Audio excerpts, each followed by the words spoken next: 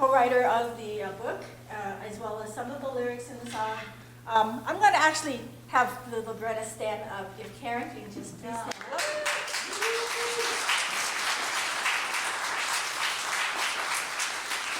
Not Alone deals with the survivors of suicide loss. I'm on the verge of right now, the anniversary of when I lost my daughter, my oldest daughter, Jenny. She died on July 26th of 2017 by suicide. And right now there are musicals and music that deals with people who are suffering mental illness or are who have died by suicide, where there's nothing out there that actually helps the survivors. So it was part of my idea to create a musical that reaches out to the public, that tells exactly our story of what we go through when we lose someone. And unfortunately, this last Friday, if you have not heard the news, Josh Rossetti from Cal State Fullerton, he was a faculty member there in the theatrical department, and also was an actor who was well known, had passed away by suicide. So my condolences goes out to his family and his wife. And this kind of music is why I'm bringing this to life, to give our story. What you will see today is what's considered a workshop, and there's an explanation in your program.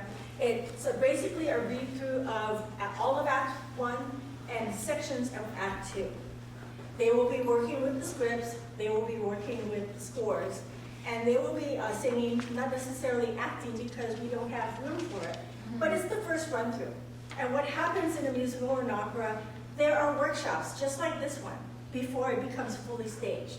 It helps the people who creates the musical, the opera, to know what works, what doesn't work, what needs to be changed, what songs to scratch, what lines to put in or take out. It's literally just that. In fact, when Hamilton came out, it took 5 years before it was staged. Oh. And so this is exactly from the concept to the end. That's how it works. So you'll be seeing the very, very first performance of the workshop of Not Alone, and thank you. I hope you enjoy. Thank you so much.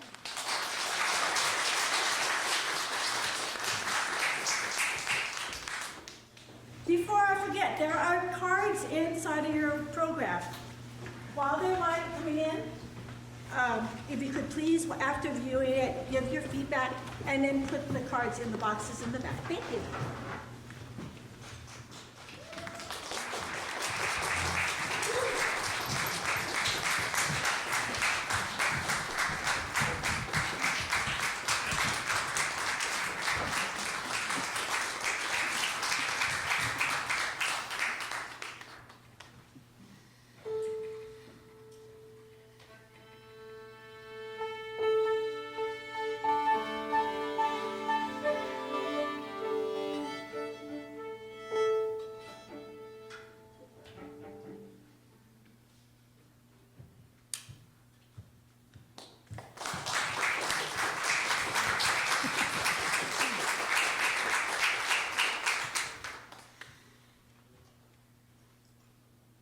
Act 1, Scene 1.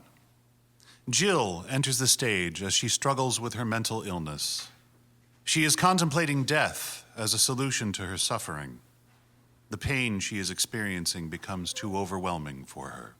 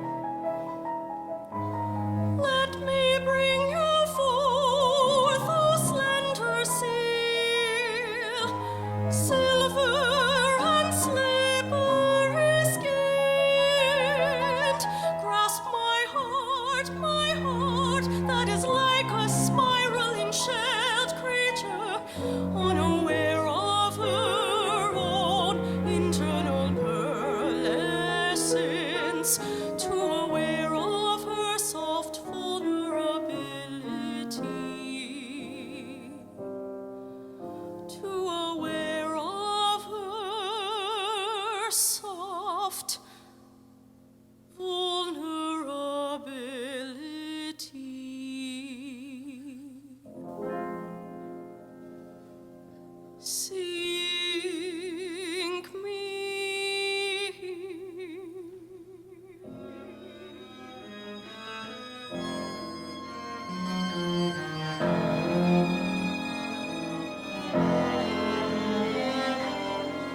Sink me here rather than surrender me to the light.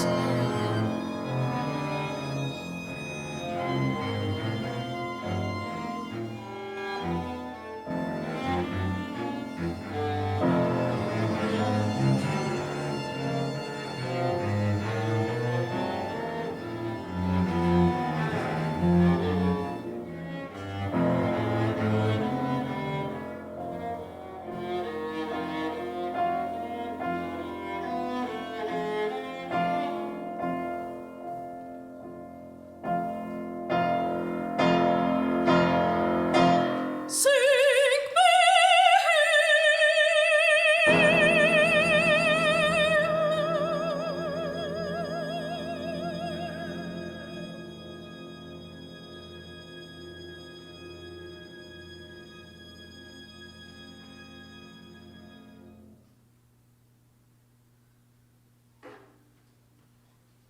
Funeral mourners dressed in black come from stage right.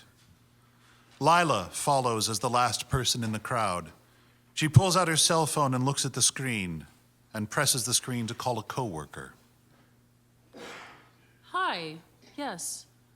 I'm just leaving Jill's funeral. Thanks for taking over my shift at the rescue today. Of course. I would love to take in the 2 elderly cats and the dog that came with them. My apartment is feeling really lonely since the most recent fosters were adopted out, and I could use the company, especially right now. Yes, Jill's funeral was really beautiful. Sure, definitely. Stop by tonight with the kitties and doggy. I'll have everything ready for them, so they'll feel right at home.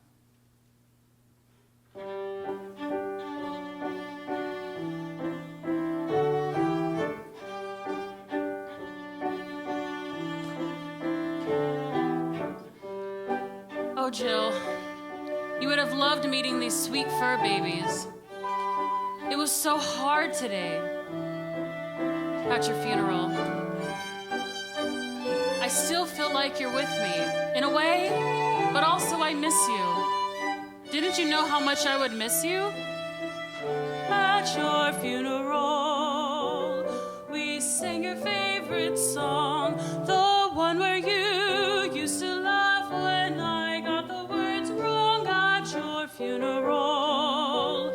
I still got the words wrong at your funeral. She still got the words wrong. Jill, you would have loved hearing it.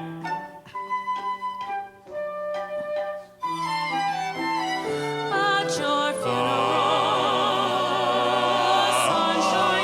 Sunshine so bright. your dad's arms so tight.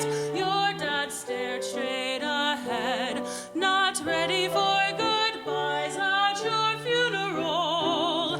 Tears welled up in his eyes.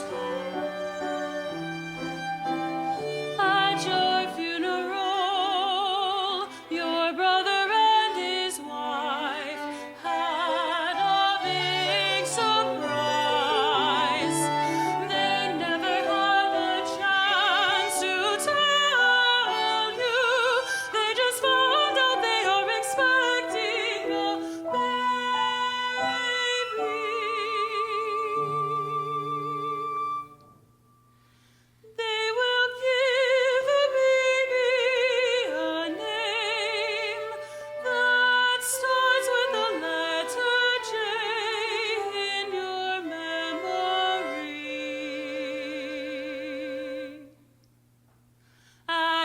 funeral. At your funeral, co-workers, your work family, brought your favorite and showed everyone, the one that said, motivated by cats and dogs and a coffee. At your funeral, oh, how I hated being at your funeral.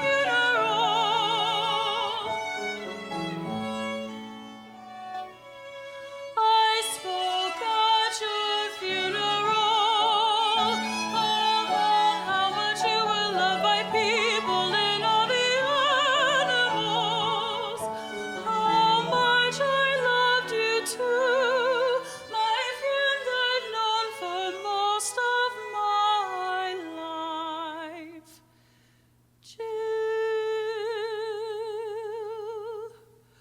how could you leave me all alone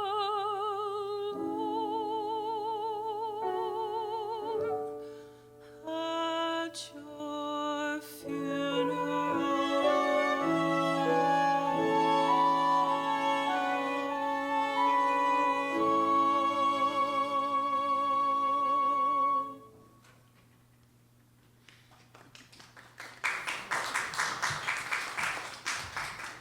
Act 1, Scene 2.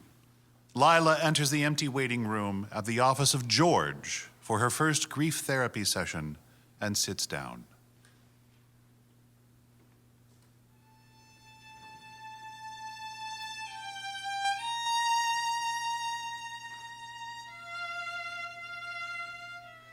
How can I explain what I've been feeling? This therapist is going to think I'm overreacting.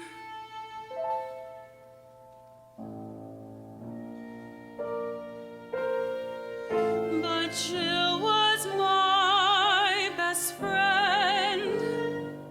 I haven't been able to fall asleep or sleep without startling awake in the middle of the night. I start crying at random times during the day.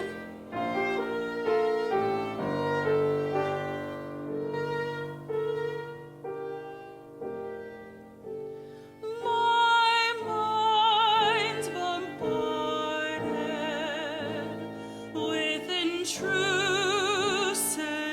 thoughts.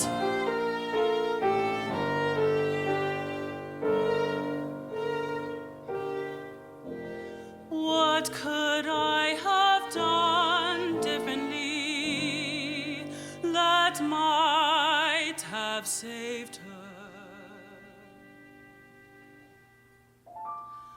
What I've lost, it's like I've lost a part of myself, an aspect of myself, and I have.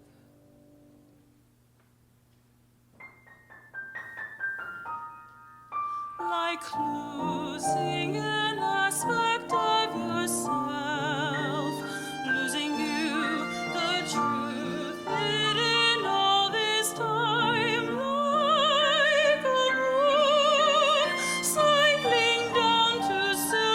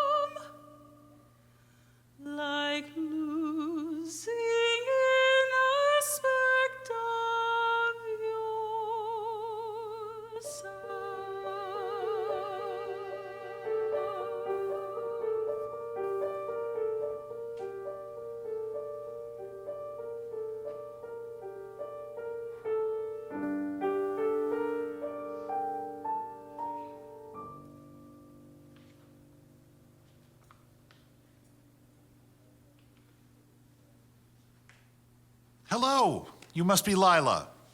Yes. Nice to meet you, Lila. I'm Dr. George. Please, step into my office. Go ahead and have a seat in this chair. Make yourself comfortable. Thank you, Dr. George, for seeing me on such short notice. I didn't know where to turn to, and someone at my work recommended you. You're welcome, Lila. I'm here to help. So, I understand from your call that you recently lost your dear friend Jill to suicide, and that you've been friends since childhood. Is that right? Yes. We met in the 3rd grade. I had just moved with my parents from Nashville to LA because of my parents' work. This move totally threw me because I had to leave my school and all my friends in the middle of the year. Then, on the first day at my new school, I met Jill. She took me under her wing. I'm an only child, and she became more than a best friend. She became the sister I never had. We were. It's okay. Take your time. We were best friends and sisters forever. Well, forever until Jill died. We used to have so much fun together. She would have hard times like everyone else, but mostly she seemed so happy. Like more happy and up than I'll ever be. I did notice, though, that last year, Jill did begin to behave differently, not quite like herself. It's okay. You can tell me whatever you feel comfortable sharing. Everything you say here stays here. All right. I'm not really ready to talk about how Jill changed, other than I feel horrible because I think I avoided her when she tried to be vulnerable with me recently. I had been so used to her looking out for me, and I didn't look out for her when she needed me the most. Jill always looked out for me, even in grade school. I was the new kid, and because of my southern accent, I was picked on. Jill stood up to the bullies on that first day at school and defended me. When we grew up, I started working at Friends Animal Rescue Center. Jill loved animals as much as I did.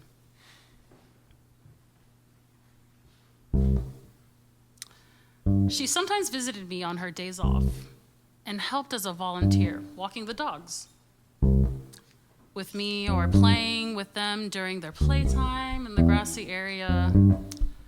We would have sushi at our favorite restaurant once a week on Fridays after work.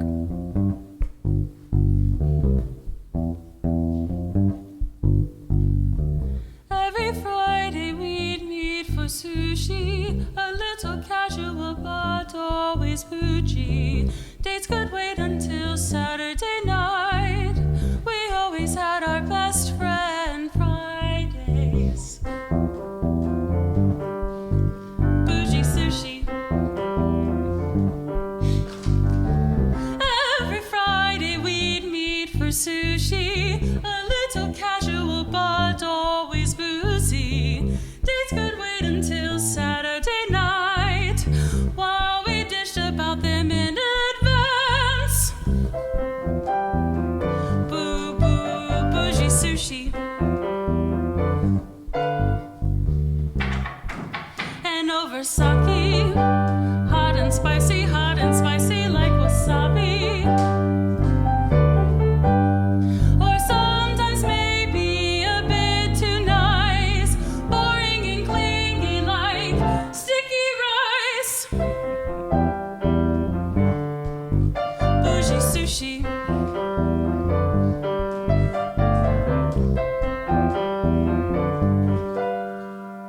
We had our own special time, the same day every week, the same table by the window. I still go every Friday. I think of Jill over sake. I have our drink.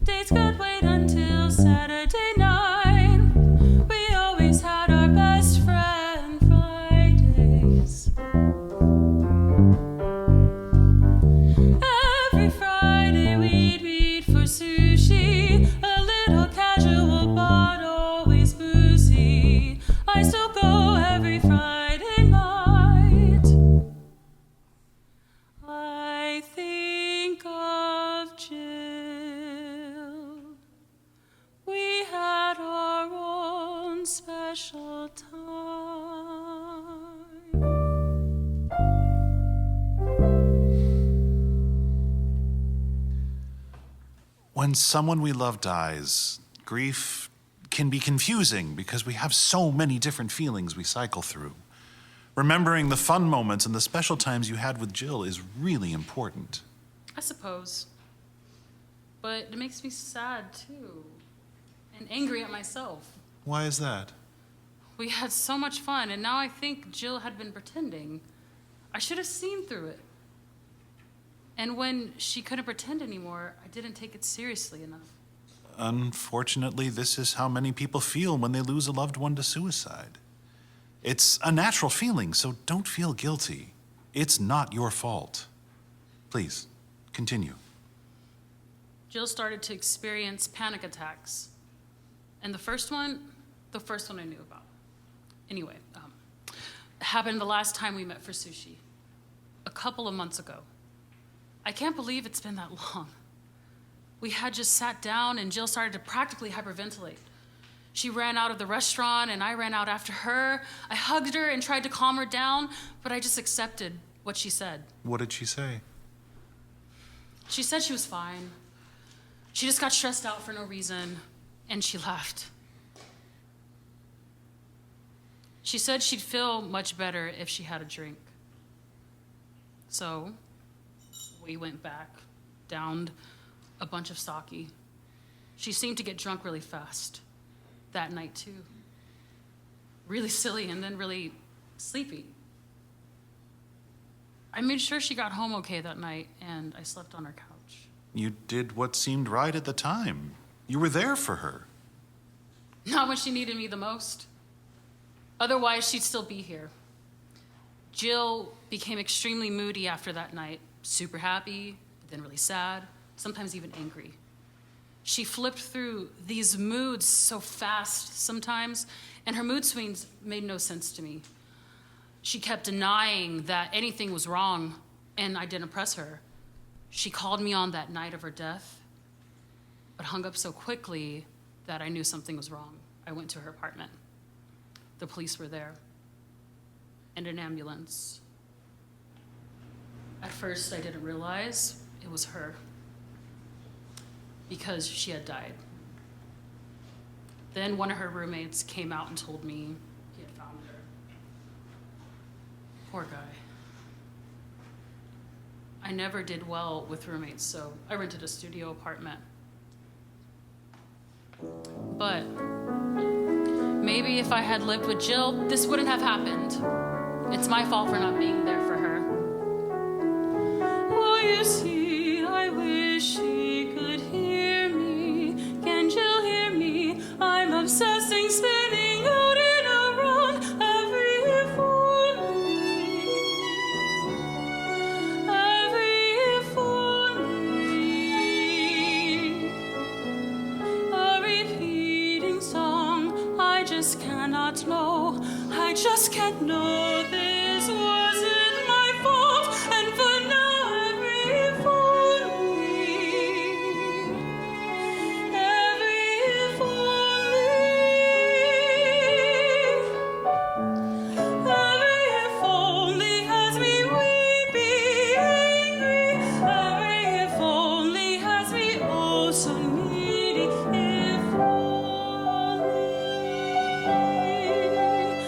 If oh,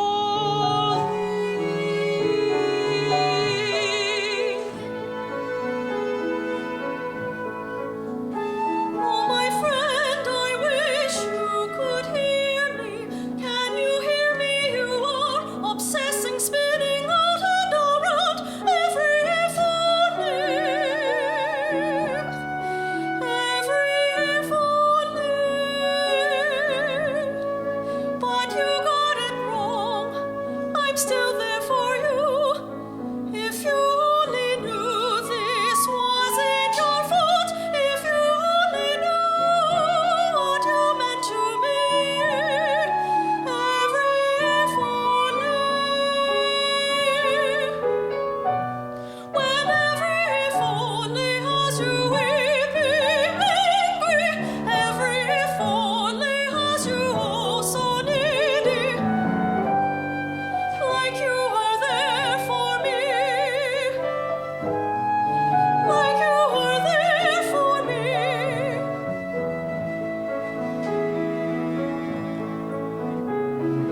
Time will soften your pain, bring solace and new understanding. With every if only you say you're obsessing. Every if only you have your mind spinning out and around. Every if only someday you will know this wasn't your fault, but for now every if only. Every if only. But every if only has you weepy, angry.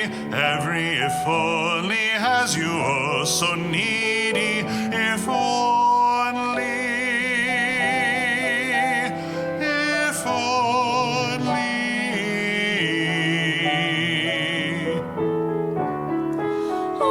Time will soften your pain, bring solace and new understanding.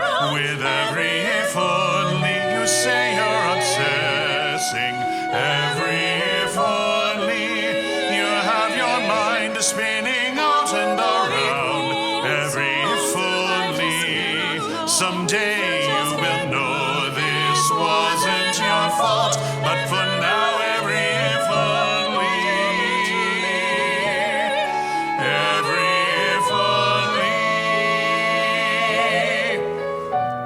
But every if only has you weepy, angry. Every if only has you oh so needy. If only. If only.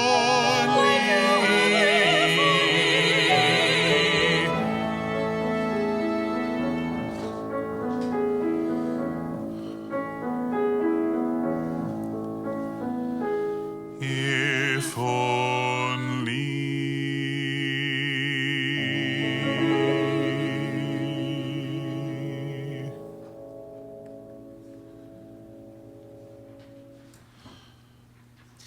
Lila, I can hear that you feel isolated and alone, and that you are blaming yourself. With time and support, you will come to understand that Jill's death is not your fault. Many people with mental illness will hide their disease from their loved ones out of shame. They try to work things out on their own because without help, it never works. You couldn't have known the extent of Jill's suffering because she hid it from you.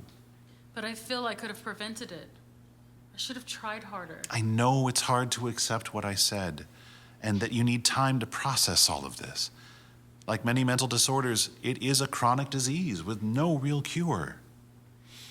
You might want to consider joining a suicide survivors support group in addition to our sessions. I have some phone numbers and addresses of support groups in your area. You don't have to face this alone. I hope you will join one of these groups when you're ready. Sometimes it can be helpful to discuss your loss. The people in these groups are people who, like you, have lost someone by suicide. Many of my clients tell me that talking helps them cope with their grief. Thank you, Dr. George. I want to meet with you at least once a week for now. I also want you to continue to focus on the good times you and Jill shared. I know you need time to process everything we said today. Grief, like what you were experiencing, is different than any other loss of a loved one. The trauma of suicide by someone as close as Jill was to you complicates the healing process. I understand that you're experiencing a range of emotions: sadness, anger, guilt, possibly other emotions as well. Yes. They come on so strong that I am overwhelmed with the feelings of guilt. It's common to feel guilty about blaming yourself, which is a natural reaction for most survivors of suicide. But again, this is not your fault. Before your next session with me, I'd like you to read this booklet about the various stages of grief that survivors of suicide usually experience. Hopefully, it will help you to understand what you're going through. Can we meet again next week at the same time? Yes. Great. Next week works fine for me. Great, thanks. It's all set. I'll see you next week. Just try and remember that you are not to blame for Jill's death. Be sure to read the booklet and contact the support groups listed. And if you have any questions or need to speak with me, please give me a call. Thank you, Dr. George. I will. I'll see you next week.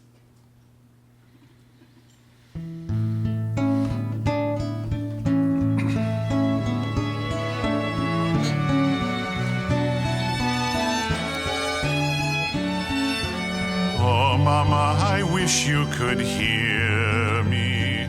At times like this, I'm obsessing, spinning out and around every if only.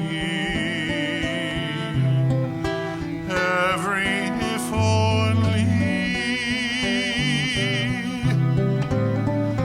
My patience grieving echoes my own grieving.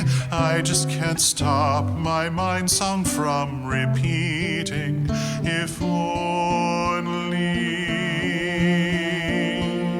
if only.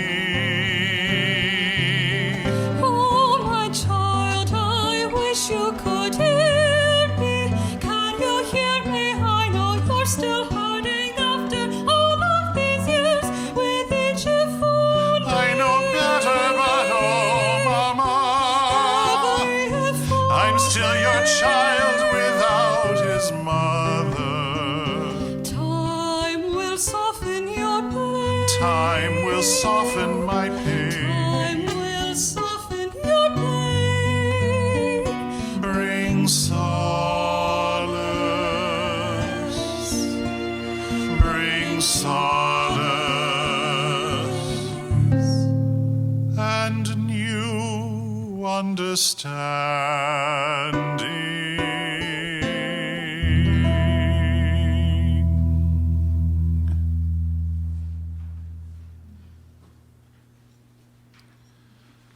Act 1, Scene 3. It was difficult for Lila to accept that she was not at fault for Jill's death. After she left my office, Lila decided to go where Jill worked to pick up Jill's belongings and to seek some answers. If I hurry, I can make it to Jill's work to pick up her things. Lila walks over to Jill's former place of employment and runs into Jordan, who works in the same department as Jill. Hi, Jordan. It was good to see you at Jill's funeral. It was good to see you too. I came to see if I could pick up Jill's belongings. Your supervisor said they were set aside for me to pick up. I'll bring most of the things to her parents, but they told me they want me to choose what I want first. Yes, there's a box of her items sitting in her office. Come on in. Lila looks through the box of items and picks up an Eeyore stuffed animal and squeezes it to activate the sound box. The Eeyore doll says, "You're the best." Jill was the best. She loved collecting anything related to Eeyore, didn't she? Lila, I just don't know what to say. I know you were like a sister Jill never had. It seems so different now that Jill is gone. I just don't understand how she could do this. She was almost always so cheerful and fun to be around. She was compassionate to our customers and a hard worker. Then she began to change. She had bouts of crying just out of the blue. At times, she would be angry too. Jordan, I don't understand it all either. I didn't know she was struggling so much. If you saw Jill struggling, why didn't you tell anyone? Why didn't you tell me? Well, Jill made me promise not to say anything to anyone. She said she could handle it. Apparently not, Jordan. I wish I had known about this.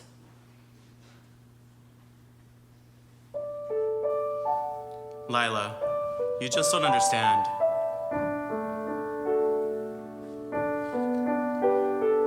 I used to think today is a promise that tomorrow keeps. I used to think that keeping a secret was keeping my word. But keeping my promise took away her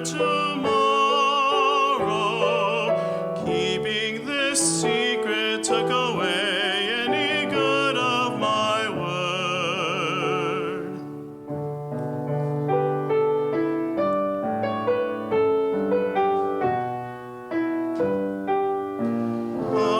admit when she made me promise, when she entrusted me with her secret, I felt special that she let me in to her world like nobody else. Lila, Jill was my friend too. I know you were her best friend. I hope you understand. No, Jordan. I don't understand any of this.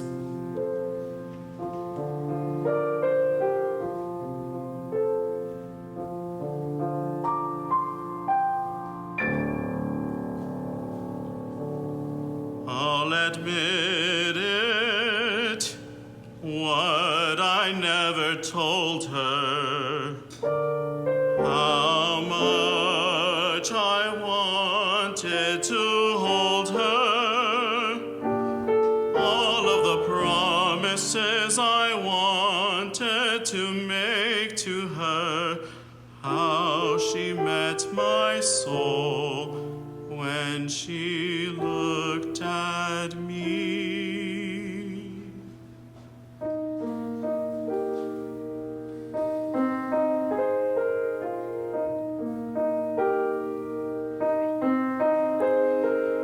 I used to think today is a promise that tomorrow keeps. I used to think that keeping a secret is keeping my word, but keeping my promise took away her tomorrow. Keeping this promise, keeping this secret took away everything that could have followed. Jill, I never told you that you met my soul when you looked at me. Jill, I never told you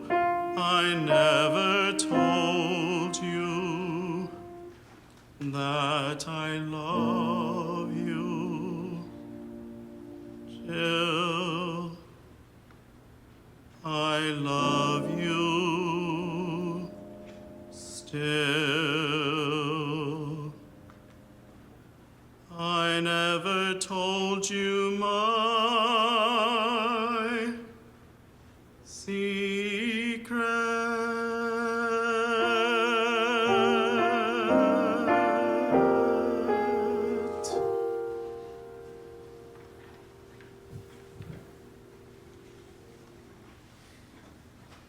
Act 1, Scene 4. Lila is at her apartment in her bedroom, and she places the box of Jill's work things on her bed, where there are already 2 cats and a dog. Lila just couldn't believe her ears. Jill told her coworker Jordan to keep her struggles a secret. But why would she do this? Why didn't Jill tell her? Look at the 3 of you. You're in such a cute cuddle pile. I wish I could join you, but I want to look through this box of Jill's things from her office. I know you miss your human like I miss Jill. We're here for each other, aren't we? Lila starts pulling items from the box, including Eeyore, through which she talks to Jill. Jill, you could have told me that you were struggling with depression. You could have told me anything. If you had reached out to me, I could have saved you. Lila pulls out the last item, a journal that Jill kept. What's this? I didn't know Jill kept a journal. Lila opens the journal and reads aloud. I stopped taking the medication they prescribed me. So Jill did get help. The medication they prescribed made me feel like a zombie, almost feeling numb, empty inside. I don't like feeling like this anymore. I want my old self back. Oh no, Jill. You should have talked to your doctor. The voices in my head are getting louder, more menacing, telling me to hurt myself, telling me that there is only one escape to end this agonizing torment. I feel so alone. Jill, you are not alone. Jill, you are never alone. The doctors tried to help you. Jordan could have told me what was going on with you. Could have helped you if you had only trusted me. Lila gets herself ready for bed. She decides to take Jill's Eeyore stuffed animal with her to bed.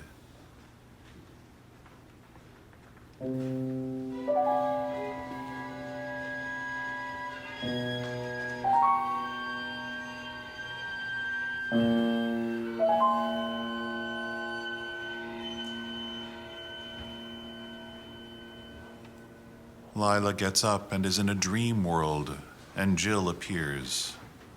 Jill, is that really you? Of course it's me, silly. Haven't you forgotten? It's our sushi night. No, I haven't forgotten. I'm sorry I couldn't meet you at the animal rescue. I just seem to have lost track of time. That's okay. I'm just so happy to see you. And that you're here. I've missed you so much. Missed me? You saw me yesterday.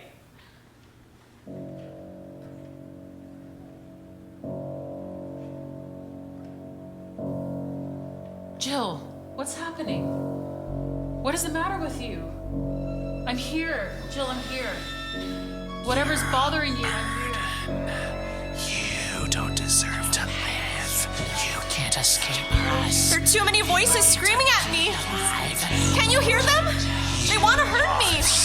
They want me to hurt myself. Ridiculous. No, Jill, I can't hear them. It's ridiculous. There's no one here except us. Listen to my voice. No one is here to hurt you. Whatever you are hearing is just inside your head. Listen to me. You should be dead. You should be dead.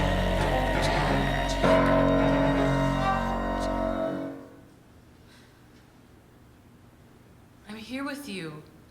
I will never let anyone hurt you. Shh, shh, shh, shh. I'm here. What happened, Jill? What's going on?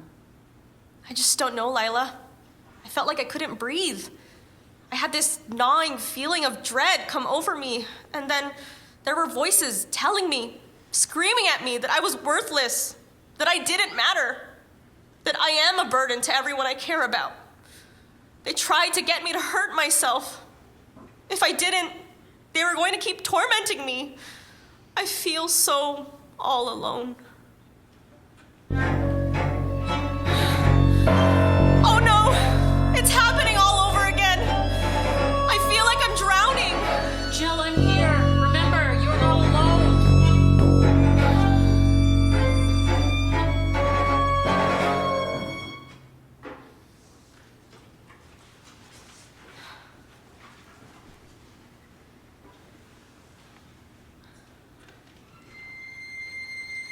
Jill, come back.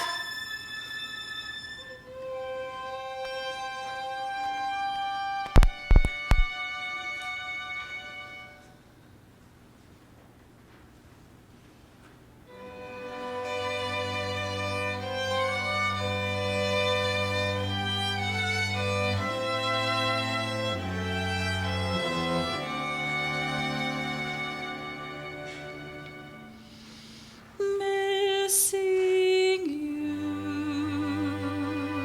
wishing you could be pulled through the waters of time.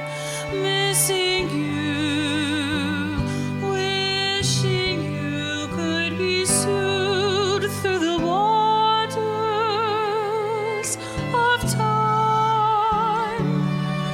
And out of your drowning sorrows, but your sorrows took you from me.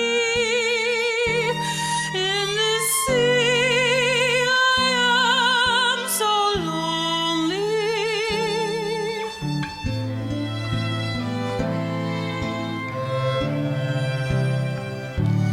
Missing you, wishing you could be pulled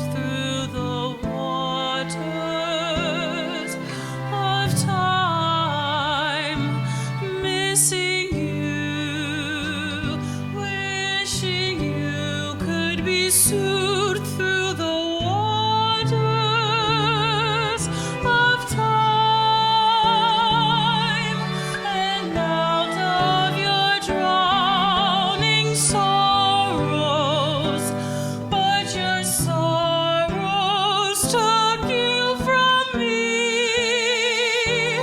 In this sea I am so lonely, missing you.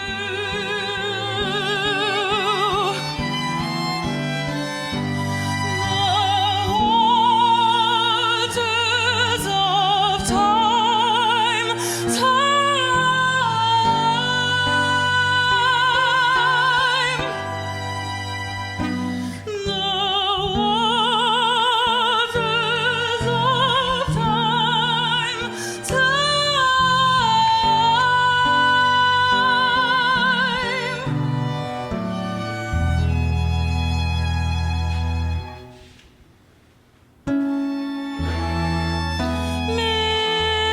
missing you, wishing you could be pulled through the waters of time, missing you, wishing you could be soothed through the waters of time, but your drowning sorrows took you away from me.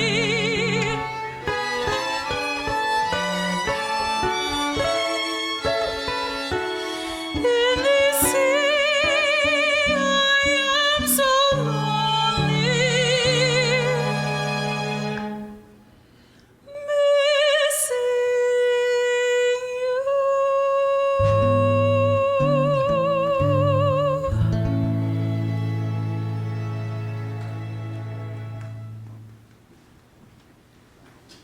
Act 1, Scene 5. The living room of Jill's family home. Lila sits opposite Jill's parents, who are holding hands in a strained way. So, I brought you this box of stuff Jill had decorating her cubicle. A poster that says Mermaid at Work. I did keep the ER stuffed animal she had at work. I hope that's okay. Here are the other stuffed animals she had at work, too. Maybe one of them can be for your upcoming grandchild? The stuffed animal smells like Jill. She always had this plaque. I remember it being on her desk and how she told me that her coworkers had given it to her as a gag gift. Why does it say, tell us your quote or saying, and we'll add it here? Jill had told me that the sample online said, and her coworkers thought it would be hilarious to order it just like that. It is pretty funny. Yeah, it is.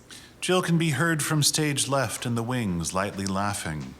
Jill's mother looks in that direction with a far-off look.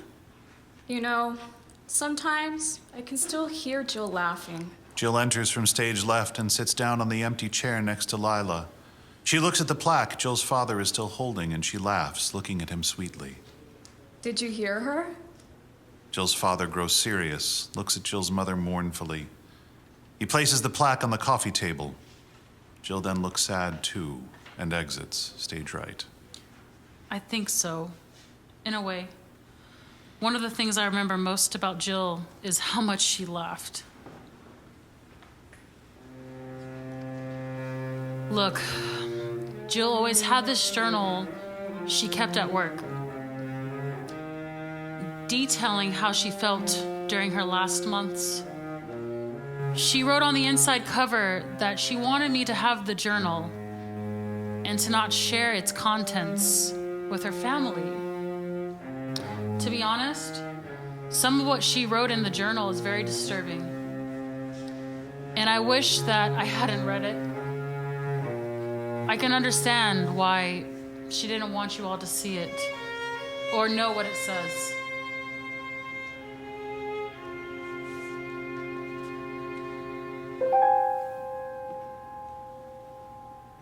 I know that I'm speaking for the both of us when I say we miss our daughter. We miss everything about her. We're Jill's parents, her mother and her father. We deserve to have whatever is left of her in this world. Especially her words, her thoughts, her feelings. We deserve to know what she was going through, what made her.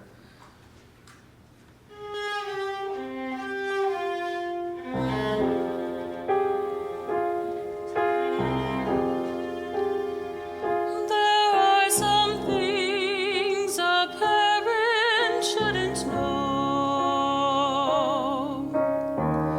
There are some things that change what everything means,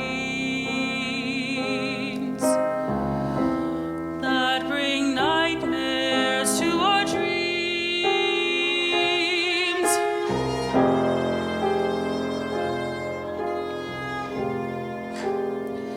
There are some things a parent shouldn't know. We've all kept secrets from our parents. We've all kept secrets from our parents. There are some things a parent shouldn't know.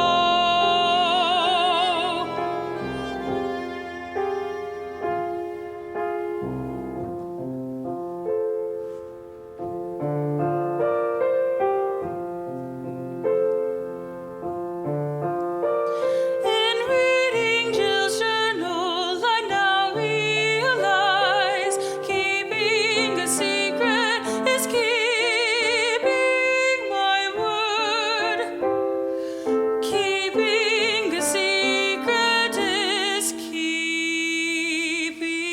my word.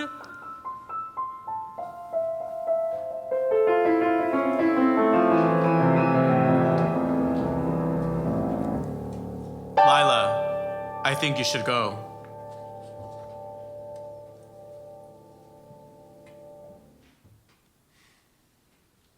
Act 1, Scene 6.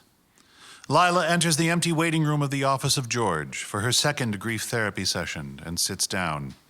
She pulls out her cell phone and looks at it cautiously. Is it okay for me to text Jordan to say sorry about how I reacted towards him? Maybe I should ask Dr. George. I don't know. Hello, Lila. Good to see you. Please, step into my office. So, tell me, how did your week go after our first session? To be honest, it's been horrible. A disaster. There were several things that have happened that I don't understand. Tell me what's happening. Again, share only what you're comfortable with. First, the week after Jill's death, I felt like my coworkers seemed to be avoiding me. I thought I had a great relationship with them, but now, when I'm around them, they say very little to me or turn around when they see me coming. It's as if I have no one else to talk to about Jill. Unfortunately, this is a prevalent thing experienced by those who were closest to loved ones who died by suicide. Many times, friends and family just don't know what to say or say the wrong thing. They leave the survivor feeling isolated and rejected. I wasn't sure if it was just me doing something wrong. What hurts the most is that some will say to me, at least Jill is no longer in pain.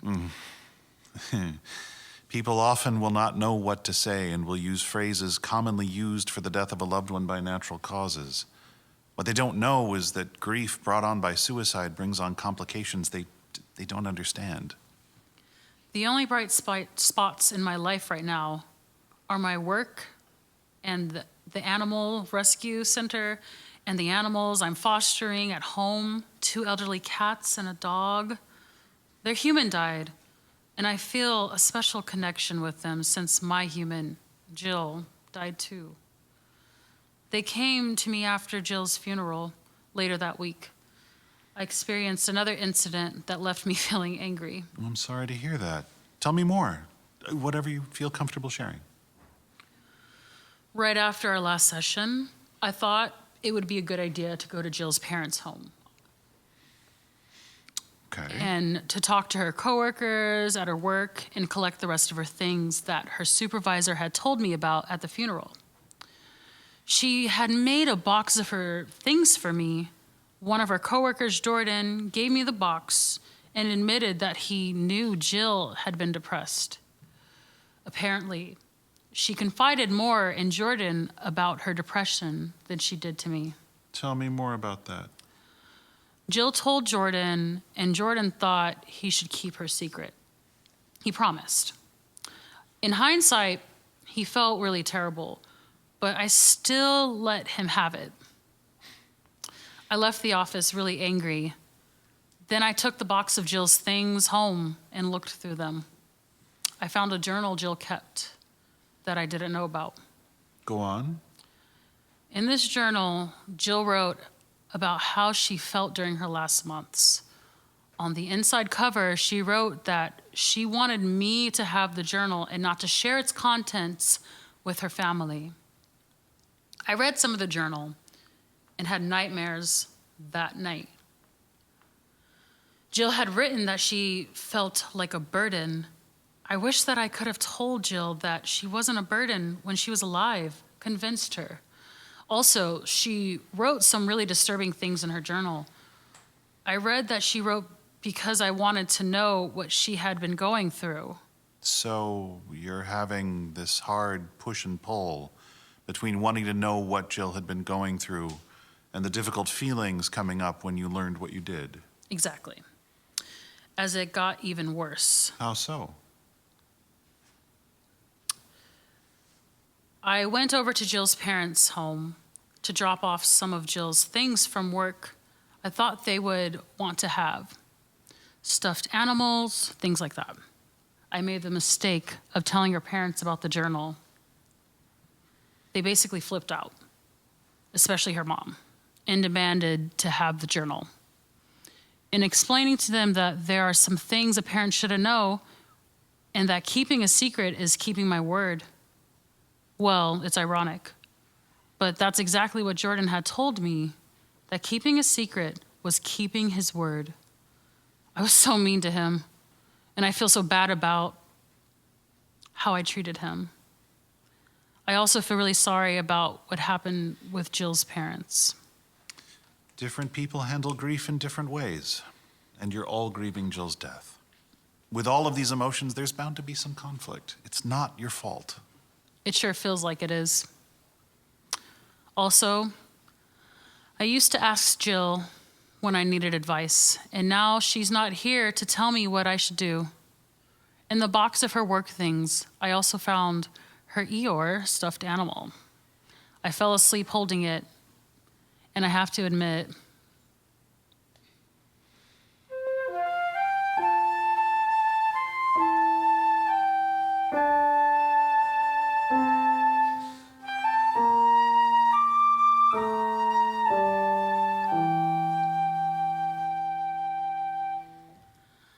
I've been falling asleep at night with a stuffed animal that belonged to Jill, talking to the stuffed animal, a bit out of control, as if it was real.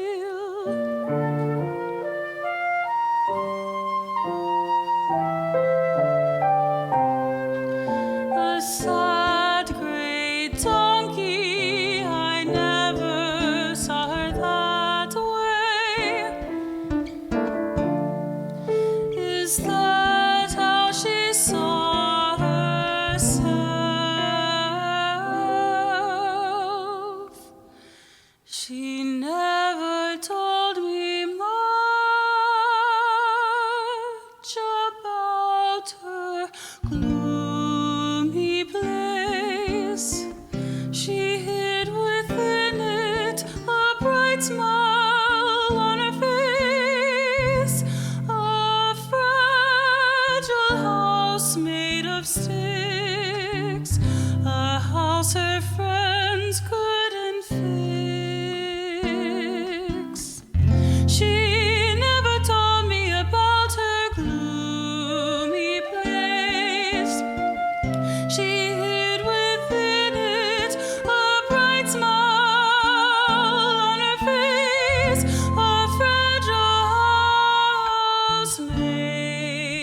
sticks, a fragile house her friends couldn't fix. Why couldn't I help her? Why couldn't I see more?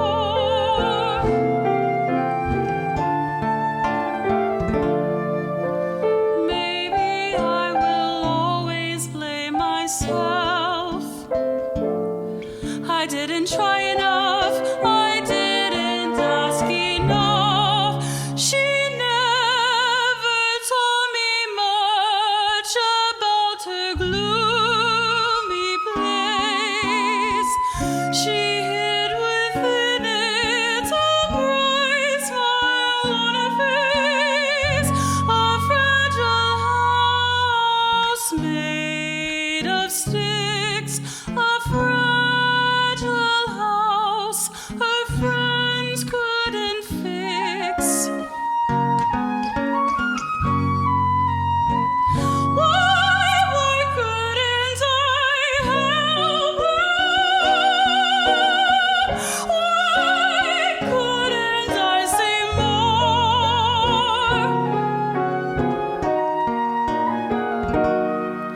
I had no map of 100-acre wood, but even I could tell things with her weren't good. Maybe not seeing her for herself, I lost her.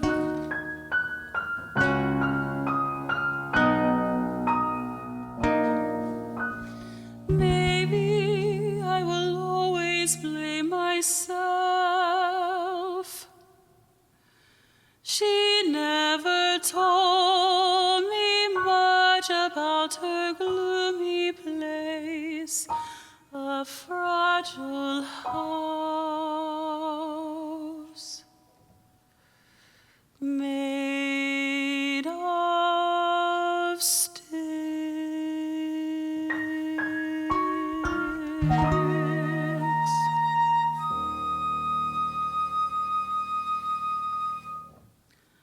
I am unsure what to do without Jill.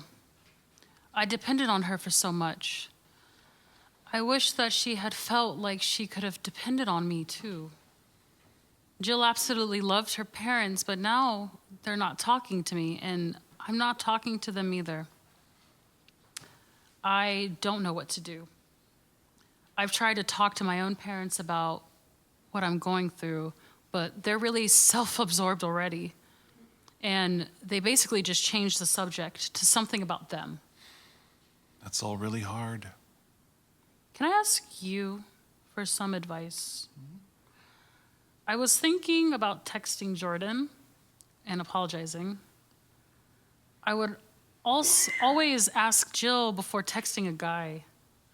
Well, Jordan's not a guy, not like that. Not like the guys Jill and I would gossip about at our Bougie Sushi nights. But you know what I mean. I understand.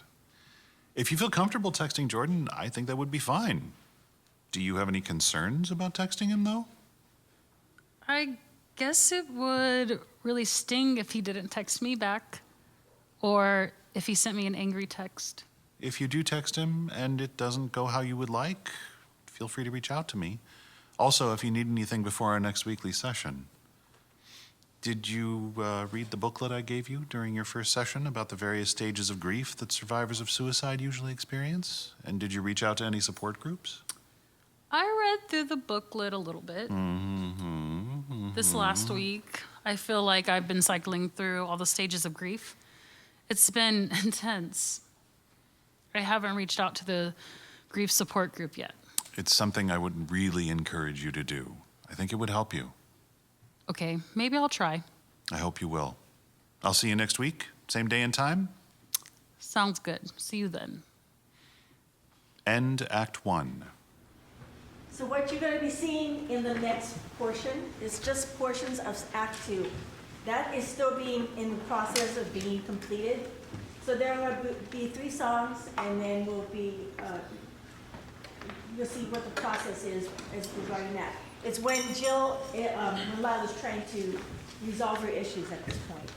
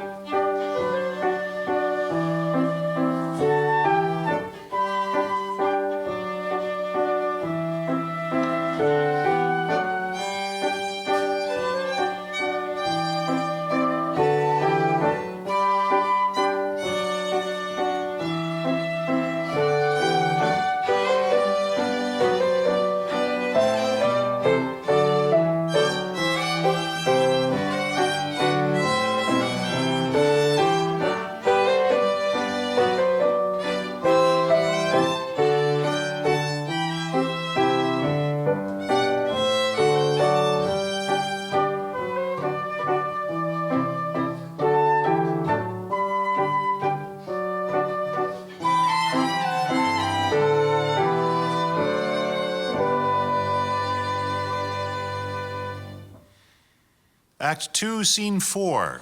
Lila and Jordan are walking Frank, a prop dog, through a park. It is a beautiful sunny day.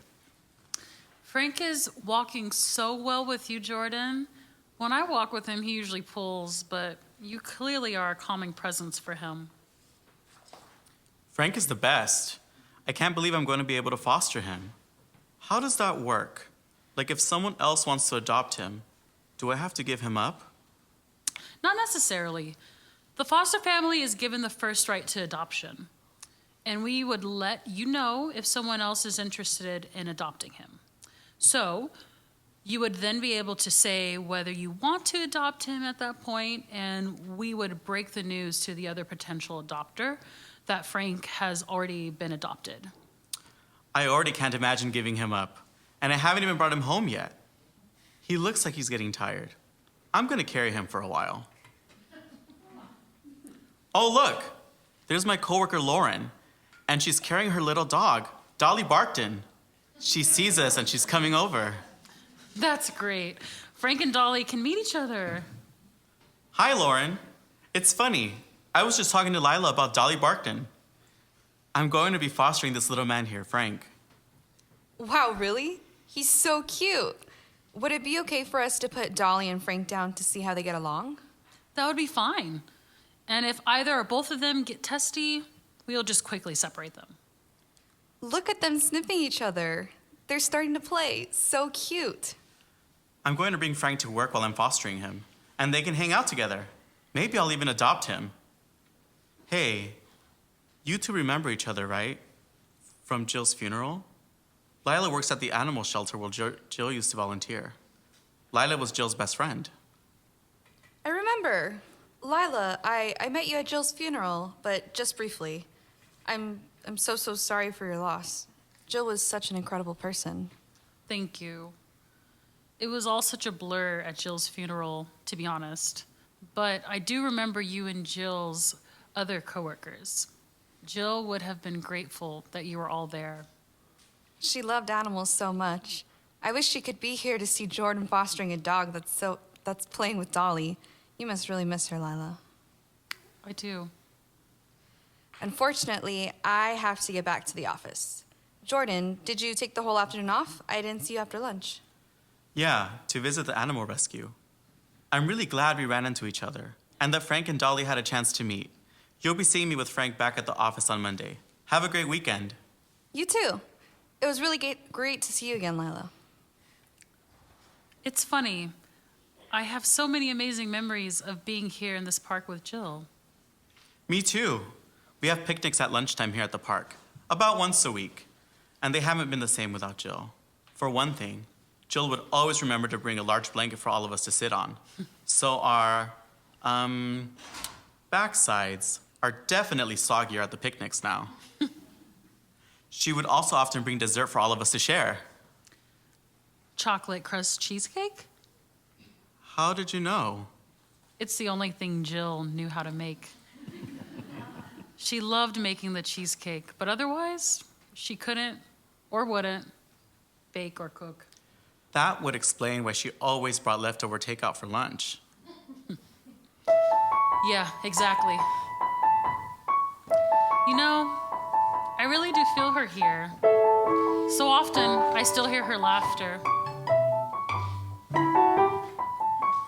Could she be here? In what form does it whisper? Dew sparkling on leaves, sweet honeybee on soft flower. Maybe a bold dragonfly with wings and fiery shimmer.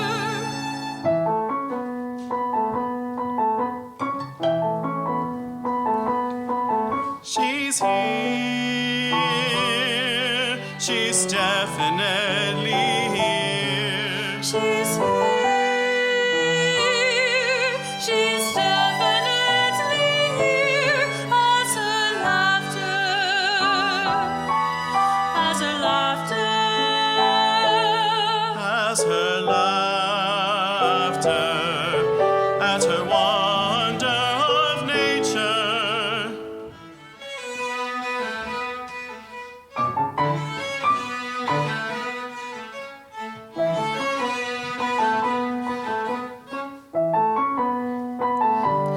As her wonder at dew, sparkling on leaves, sweet honeybee on soft flower.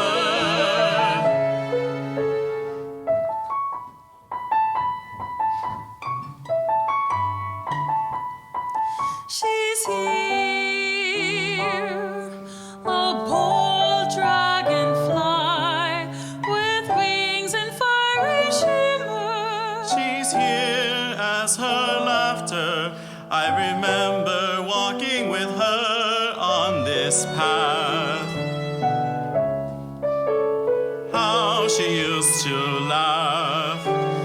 I can still hear her.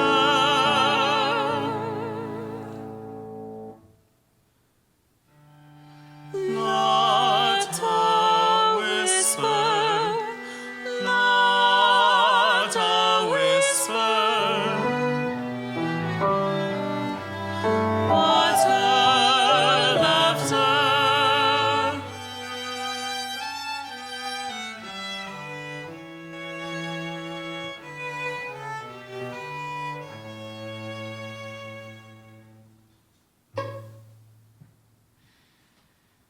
Act 2, Scene 12. Lila is back at the office of George for more counseling. We join counseling already in progress. I have so much to tell you. I just don't know where to begin. Just take a deep breath. Sounds like you've made some progress in your healing. Well, the first of 3 things happened. Jordan and I had a misunderstanding of feelings for one another. He confessed that he had a crush on Jill. In explaining this to me, he claimed he had begun to feel something for me. He doesn't know if what he is feeling is misguided because of his grief over Jill. I mean, I started to have feelings for him too. This is all too complicated. I was so flustered, I ran out of the cafe. Eventually, I did apologize to him for my behavior. Looks like you have some things to sort out. Yes, I definitely need to figure things out. I mean, I want to be his friend. I just need to work on myself first. The other thing is that Jill's parents came to see me to patch things up. That made me very happy. I didn't want to hurt them.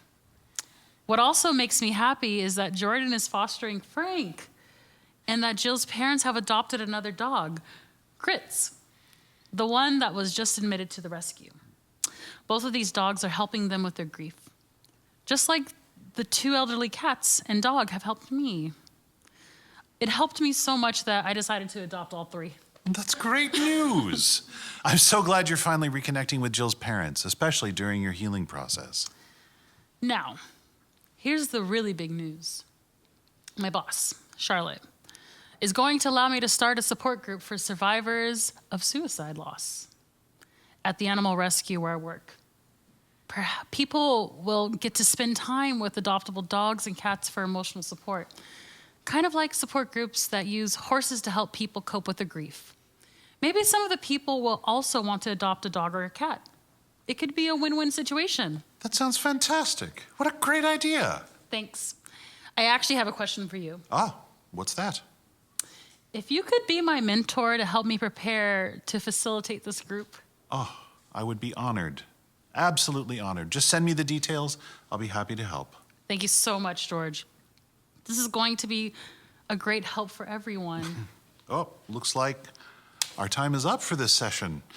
You have made a lot of progress. We can plan to discuss the details of this new support group at our next session. Sounds great. I will see you again next week. Back at Lila's place, we see her settling down in her room, getting ready for bed. Lila sits on the bed as she looks at the stuffed Eeyore and talks to it as if talking to Jill. Jill, I still wish you were here. Even with all the good that has happened, there is still a part of me that feels guilty that you are gone and I'm here.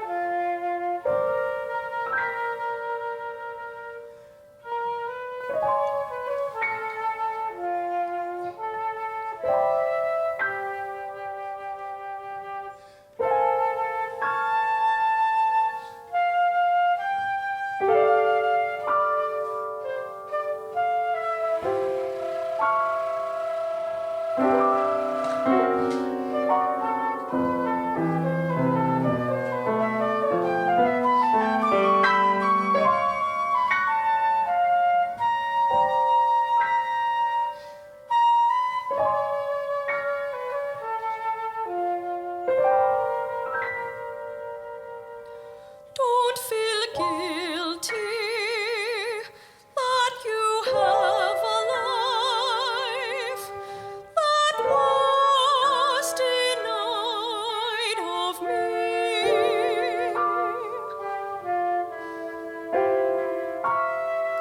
Oh, heaven is truly beautiful. Just you wait and see.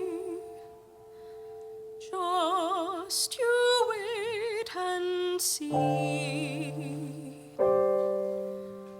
Just you wait and see.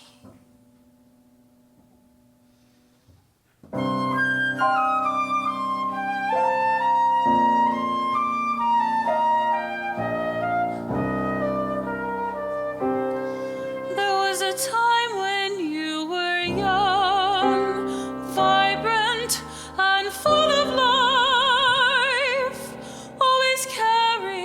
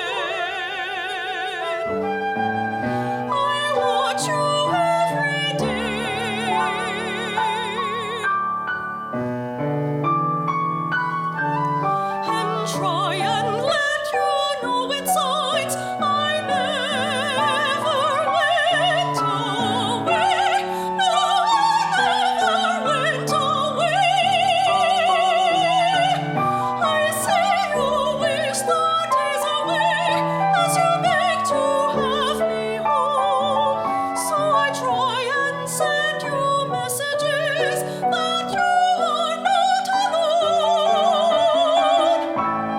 As I sit here safe in heaven.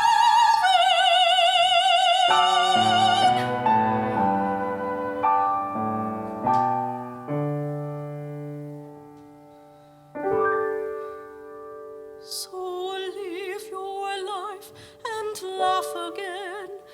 Enjoy yourself, be free. Then I'll know with every breath you take, you are taking one for me. I'll be here for you in heaven.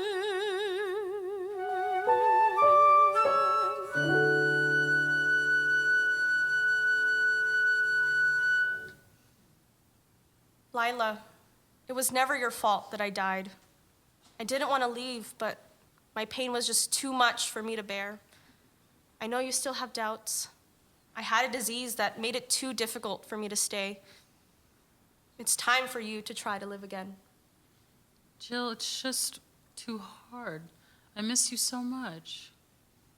Just know that I will always be here for you, even when you can't see me. I know you are grieving still, but it's because you loved me deeply. You have my mom and dad to support you. You are not alone. Remember, I am with you too. End of Act 2. And end of the workshop.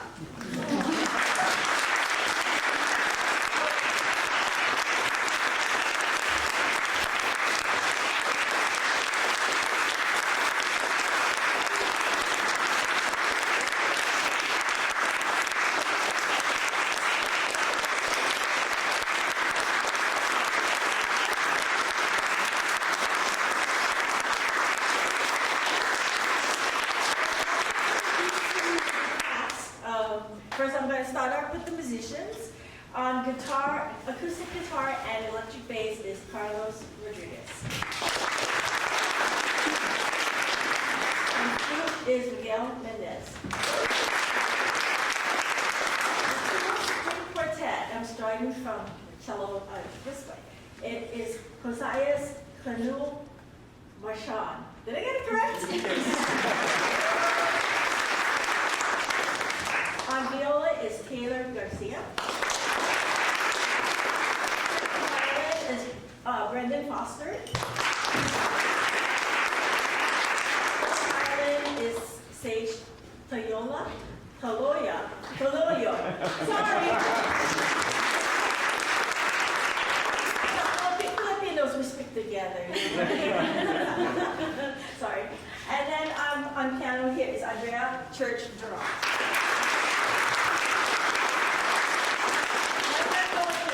From the my far left is Stephanie Gonzalez, who played Jill's mom.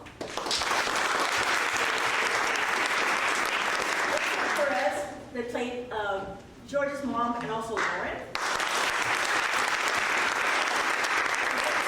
Who played Jordan and also Jill's dad.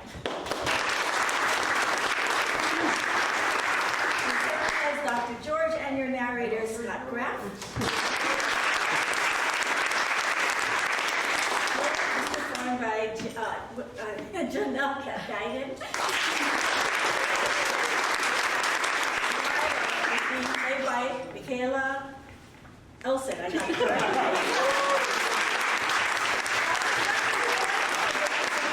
And George, sorry.